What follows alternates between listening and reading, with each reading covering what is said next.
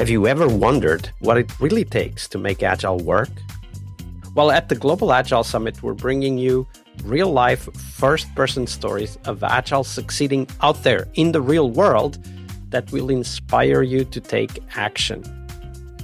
Whether you're a leader, a product innovator, a developer, you'll hear practical insights from those who've done it. They'll be telling their own stories from the stage.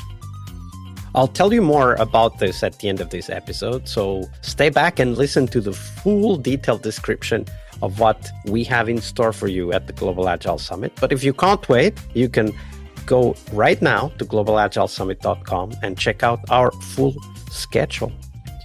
For now, on to the episode, but I'll see you at the end of this episode with more details on the Global Agile Summit. Talk to you soon. Hello, everybody. Welcome to our Thursday, Success Thursday, that is. And this week we have with us Carmen Jurado. Hey, Carmen, welcome back. Hi, Vasco. Thank you for having me.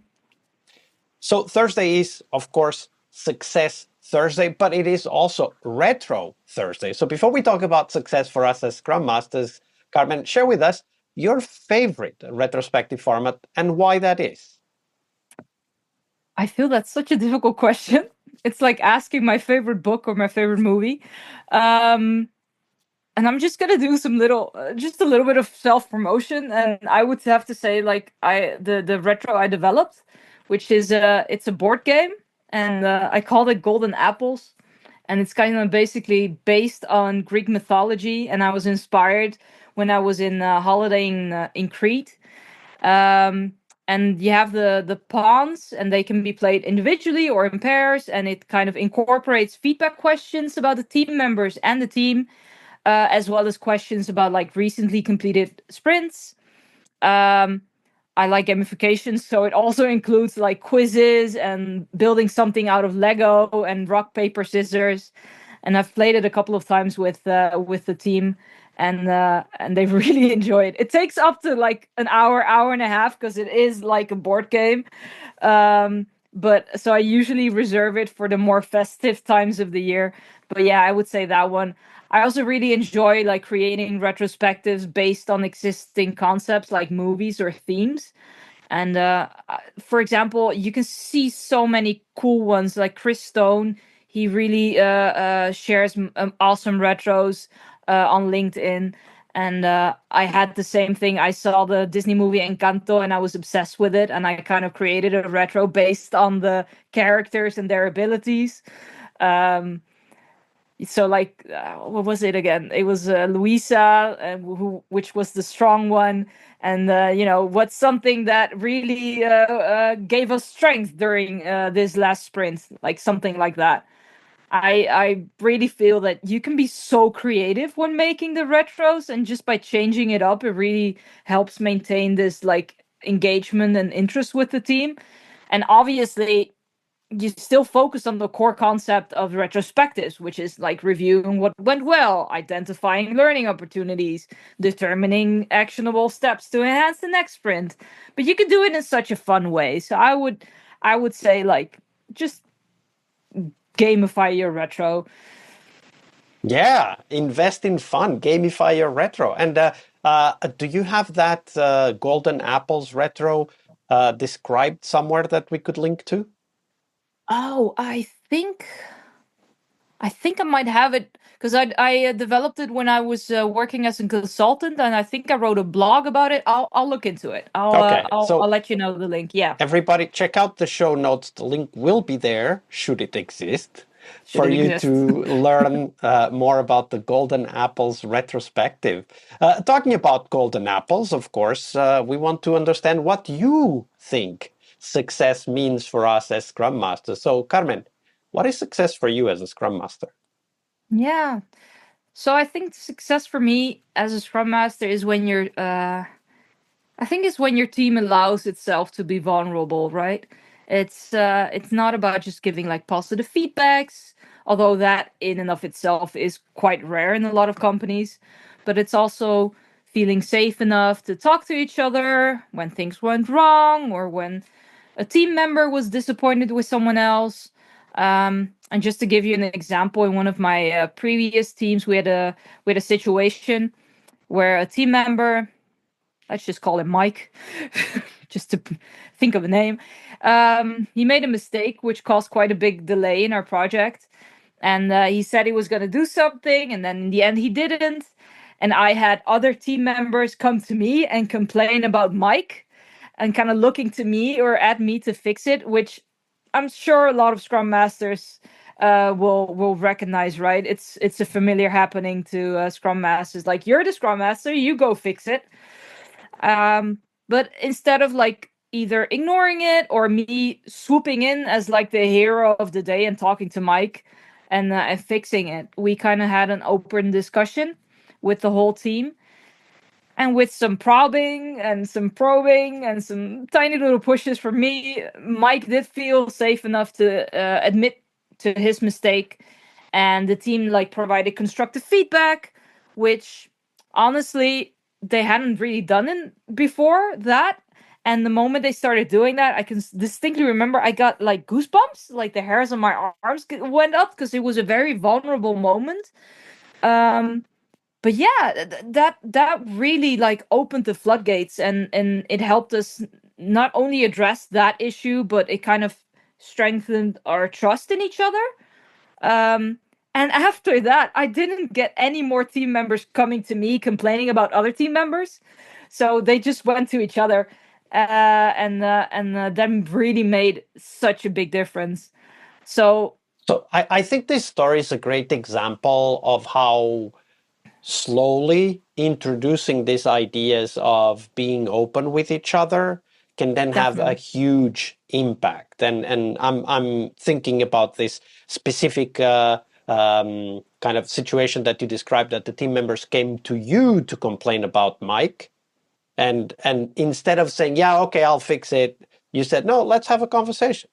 Yeah, And of course, it takes effort and it takes facilitation to have this conversation without having Mike explode or hide under the table or whatever their absolutely. reaction might be, because it's not easy to be in that position that Mike was, right? Because you are Absolutely. responsible for what just happened. But if we facilitate it properly, then it's possible for the whole team to grow.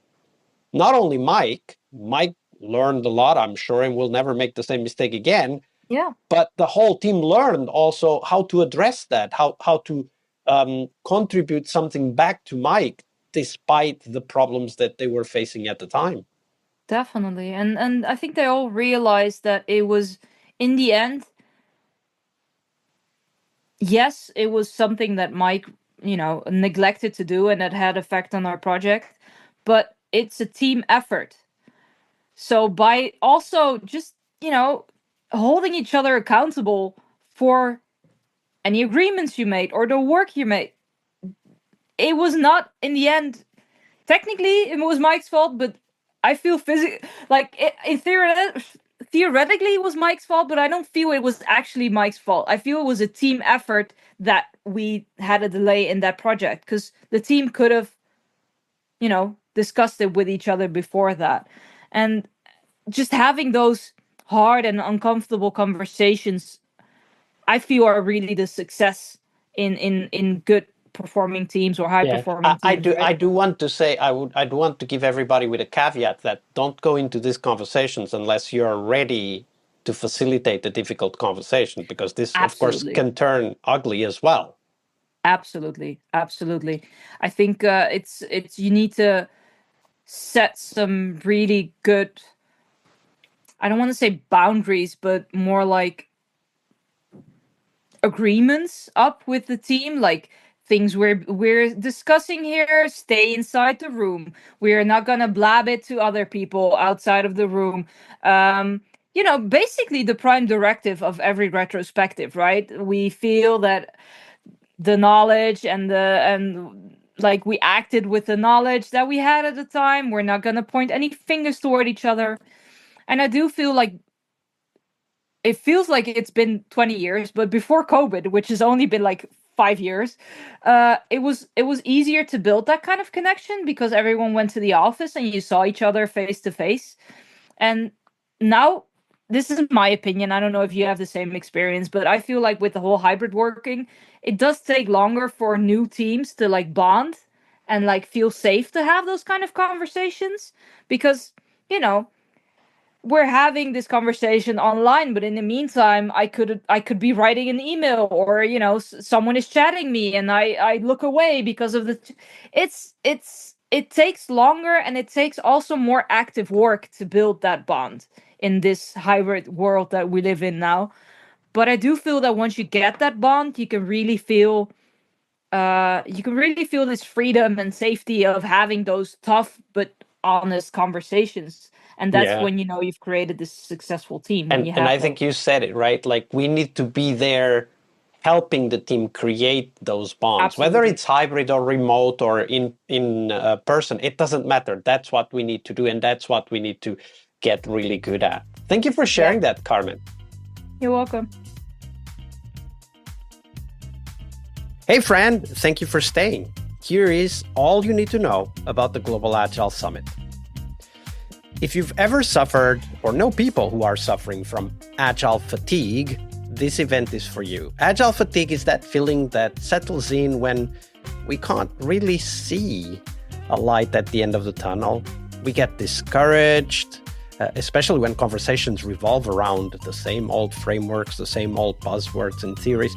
We don't feel that energy anymore. Well, the Global Agile Summit is a different kind of event. We're bringing you real-life first-person stories of Agile succeeding out there in the real world that will inspire you to take action and transform the way you work. The Global Agile Summit will happen in Tallinn, Estonia, May 18th, that's the workshop day, and then 19th and 20th, the conference day. And Tallinn, Estonia is one of the most innovative tech hubs in Europe. The Global Agile Summit is hosted together with Latitude 59, which is kind of a citywide celebration of software startups and groundbreaking ideas. And we'll have a shared ticket for you to attend those events as well. So who will be speaking? Well, we've got an incredible lineup of thought leaders in software and Agile. For example, Clinton Keith, the person who literally wrote the book on game development with Scrum, and is busy bringing Agile to the world of game development. You must check his session. The very famous and well-known Jürgen Apelo, author of Management 3.0, will be talking and exploring about AI's impact on leadership. We also have Gojko Adzic, who's taking an unconventional look at the product growth with his lizard optimization keynote. Other speakers include, for example, Sven Dietz, who's challenging everything we know about software development by literally ditching contracts and estimates. Can you imagine? His teams deliver software before their competitors are even done with the contract negotiation. How agile is that? But there's more. We'll cover engineering practices in our developer track with talks on, for example, AI-assisted test-driven development, developing products in minutes with a different approach to how we develop, configure, deploy platforms, and much more. We also have a product track where we cover cutting-edge ideas around product discovery, delighting customers with product delight frameworks. We'll have a talk about that. And we also have an Agile business track where we will talk about, for example, open strategy, a very agile approach to managing organizations and delivering software faster to clients, faster than you can even write a contract, literally. I mean, I already told you about Sven Dietz's story. It's amazing. It definitely is a must-see. I'm sure you'll be inspired and get a lot of ideas for your own software projects and software delivery. Now, whether you're a business leader, a product innovator, or a developer, you'll definitely find value in our 3 focused tracks. That's Agile Business for those working with businesses and organizations, Agile Product for product managers, product owners, and innovators, and Agile Developer for the builders making Agile work in practice, the coders, the testers, the designers, the producers, the Scrum Masters, you name it. If you join, you will meet over 200 Agile professionals from all over the world. People who, just like you, want to grow, want to share, and want to learn by challenging the ideas that don't work anymore. At the Global Agile Summit, you'll get new connections, fresh ideas, and the energy to take your own Agile to the next level. And who knows, maybe even find your next career opportunity. So don't miss out. Check out the full program and grab your ticket now at globalagilesummit.com. I'm really looking forward to seeing you all in Tallinn, Estonia in May. I'll see you there.